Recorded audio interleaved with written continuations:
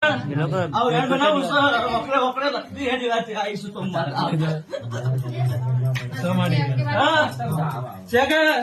પછી આ ગયા માતા ધૂળવા આવીશું અશોકભાઈ મહેમાન પછી તમે કોમ કર્યું કોમ નહીં થતું ને ઉલટી જાય માતા પછી તમે આજ તો કોમ કરવા હે જાવ કાલ તો કોમ રડી ગયો લે હવે માતા કિરણ પૂછો કે આટલે સભામાં બેઠી કે ગાડીનું